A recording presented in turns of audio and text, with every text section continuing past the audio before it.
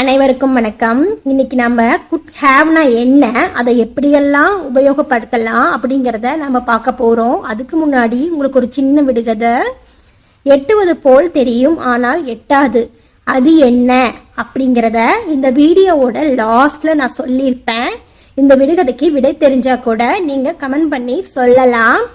Good have அப்படின்னா என்ன, அது என்னென்ன இடத்துலாம் உபயோகப்படுத்தலாம் அப்படிங்கிறத இந்த வீடியோவில் நம்ம பார்க்கலாம்.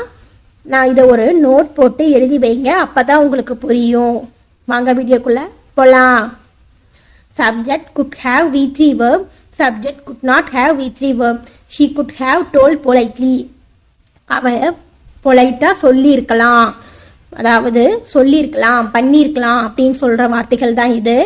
ப்ரெசண்டில் இருக்கும் போது சொன்ன ஒரு வார்த்தை, பாஸ்ட்ல நடந்த ஒரு விஷயத்த மறுபடியும் ப்ரெசண்ட்ல கொண்டு வந்து சொல்ற வார்த்தை தான் குட் ஹேவ்.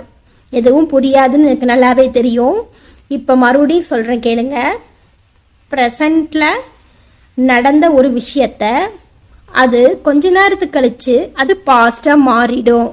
அந்த பாஸ்டை கொண்டு வந்து மறுபடியும் ப்ரெசண்ட்ல பேசுற விஷயம் தான் could have. I could have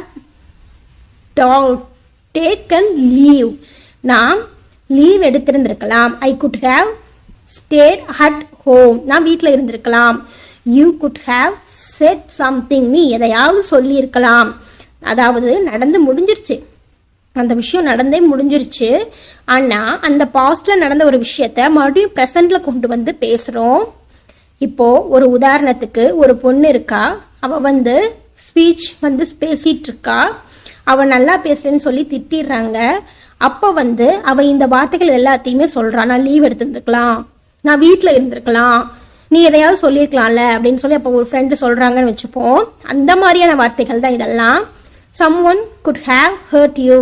உங்களை யாராவது இந்த மாதிரி ஹர்ட் பண்ணியிருக்கலாம்.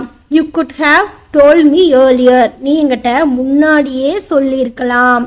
he could have missed the bus. அவன் பஸ்ஸை மிஸ் பண்ணியிருக்கலாம்.